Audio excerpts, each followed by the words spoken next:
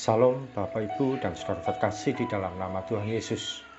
Dimanapun Anda berada dan dimanapun Anda bisa mendengar rekaman ini, kita bertemu dalam program Jumpa dengan Tuhan untuk edisi hari ini. Sebagai dasar kebenaran firman Tuhan, saya akan bacakan dari Efesus pasal 1 ayat 15 sampai 16. Firman Tuhan berkata, "Karena itu, setelah aku mendengar tentang imanmu dalam Tuhan Yesus dan tentang kasihmu terhadap semua orang kudus, aku pun tidak berhenti mengucap syukur karena kamu, dan aku selalu mengingat kamu dalam doaku." Sahabat Kristus, latar belakang kitab Efesus ini dituliskan oleh Rasul Paulus saat dia masih berada dalam penjara. Saat itu, oleh karena iman dan ketaatannya, maka Paulus ditahan di dalam penjara di kota Roma. Dalam kondisinya yang terbelenggu dan tidak bisa berbuat banyak, dia menuliskan surat pada jemaat yang ada di kota Efesus. Dia merasa perlu untuk menguatkan iman bagi jemaat Tuhan di sana, supaya tidak terpengaruh dengan penyembahan berhala yang sedang dilakukan oleh sebagian besar warga kota itu. Dalam suratnya, Rasul Paulus menuliskan, "Aku selalu mengingat kamu dalam doaku." Ketika saya membaca tulisan ini, saya berkali-kali merasa dikuatkan, terharu, dan kagum dengan Rasul Paulus. Betapa tidak, Rasul Paulus yang tinggal di dalam penjara dan dalam keadaan tangan terbelenggu oleh rantai, masih bisa berkata, "Aku selalu mengingat kamu dalam doaku." Atau dalam istilah yang sederhana, dia berkata, "Aku selalu mendoakanmu." Padahal kalau dilihat kondisinya yang demikian, Rasul Paulus sebenarnya perlu untuk dikasihani. Dia mestinya layak untuk dikunjungi dengan dibawakan makanan atau berbagai hal lain yang bisa menghibur dirinya. Minimal ketika dia menulis surat, dia akan berkata, "Doakan saya ya, supaya bisa segera bebas." Namun tidak demikian.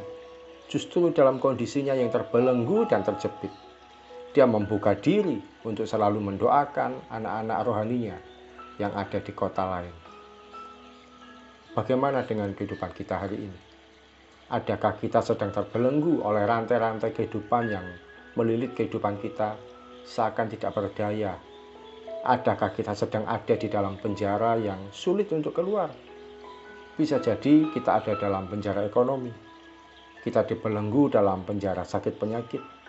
Kita juga masih berdiam dalam penjara masalah keluarga yang tidak mudah diselesaikan. Demikian juga kita terpenjara oleh berbagai situasi dan kondisi yang tidak segera menemukan jalan keluar. Betapa sering kita merasa yang paling perlu untuk didoakan dan ditolong. Namun beranikah kita justru dalam kondisi hidup kita yang paling sulit sekalipun, kita mengambil tindakan untuk mendoakan orang lain? Kita mengambil langkah untuk menolong orang lain? Bersediakah kita justru dalam kondisi yang paling hancur berantakan, kita menyediakan bahu untuk menjadi pelepas beban orang lain? Maukah kita meskipun kondisi kita masih belum selesai, masalah masih begitu banyak, kita membuka telinga untuk mendengar keluh kesah orang lain dan memperhatikan kebutuhannya? Seorang yang hidup dalam kewajaran, dia akan minta untuk ditolong dan didoakan atas pergumulan hidup yang dialami. Namun orang yang hidup dalam iman akan berkata, "Meskipun saya dalam masalah yang berat dan mendesak, saya tidak mau kehilangan kesempatan untuk mendoakan orang lain." Rasul Paulus pun menuliskan, "Selalu mengingat dalam doa, bukan sesekali atau kadang-kadang, namun selalu mengingat dalam doa." Sahabat Kristus, saatnya untuk kita tidak hanya melihat ke dalam diri kita sendiri, tidak lagi hanya melihat kebutuhan dan pergumulan diri sendiri. Meskipun kita ini masih perlu untuk ditolong dan diselesaikan masalah kita, namun kita juga perlu untuk belajar mengambil langkah iman, yaitu bersedia menolong dan mendoakan orang lain. Tanpa kita sadari, ketika kita menyediakan hati untuk menolong dan mendoakan orang lain, akan ada saja pertolongan Tuhan yang disediakan bagi hidup kita. Bukankah apa yang kita tabur, itulah yang kita tuai? Kalau kita menabur doa untuk menolong orang lain, kita akan menuai, didoakan dan ditolong juga, tanpa pernah kita duga dari mana datangnya. Mari kita datang pada Tuhan. Tuhan Yesus, untuk firman-Mu yang pagi hari ini kami terima. Kami mengucap syukur dan kami mau belajar ya Tuhan, untuk menjadi pribadi yang mau mendoakan orang lain, mau menolong orang lain. Sekalipun kondisi kami sendiri ini masih perlu ditolong ya Tuhan. Meskipun kondisi kami ini sendiri masih belum beres, tapi kami mau belajar untuk menjadi pribadi yang tidak cuma melihat pada kebutuhan diri sendiri, tapi mau belajar untuk melihat kebutuhan orang lain.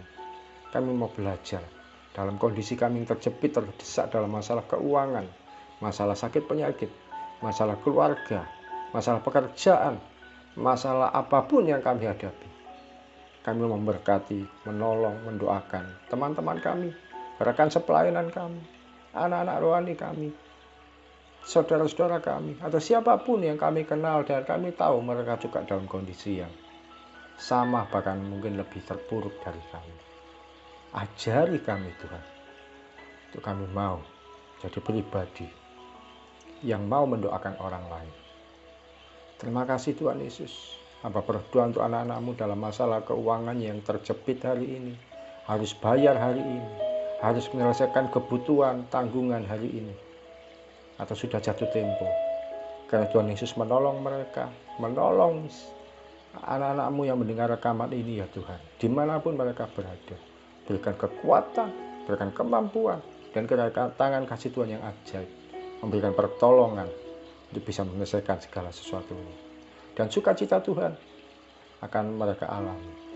Yang masih dalam kondisi sakit penyakit, ada di tempat tidur, ada di rumah sakit, dimanapun berada, di dalam nama Tuhan Yesus, terimalah kesembuhan yang ajaib dari Tuhan.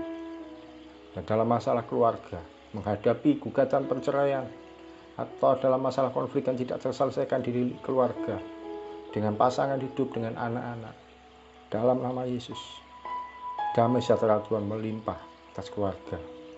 Dan apa yang sudah dipersatukan Tuhan tidak boleh diceraikan oleh manusia, apapun alasannya. Demikian juga yang dalam kondisi masalah pekerjaan, mencari pekerjaan dalam kondisi pencarian pekerjaan yang baru, yang layak, di dalam nama Tuhan Yesus, yang terbuka jalan dan kesempatan untuk anak-anak-Mu ya Tuhan, boleh bekerja di dalam nama Yesus. Dan apapun pergumulan yang dihadapi, dalam masalah pelayanan, dalam masalah apapun yang dihadapi Tuhan, dimanapun konflik dengan orang lain, kita terselesaikan oleh kasih karunia Tuhan Yesus yang ajaib. Terima kasih Tuhan.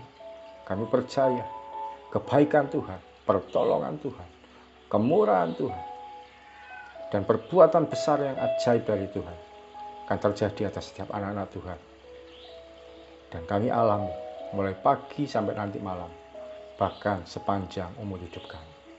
Di dalam nama Tuhan Yesus kami berdoa dan mengucap syukur. Amin. Selamat menjadi pribadi yang masih mau mendoakan kebutuhan orang lain, sekalipun kebutuhan kita juga masih belum beres. Dan alami berkat dan pertolongan Tuhan yang ajaib. Salam dari saya, Ogi Raharjo dari Mitspa Ministry. Tetap setia sampai garis akhir. Tuhan Yesus memberkati.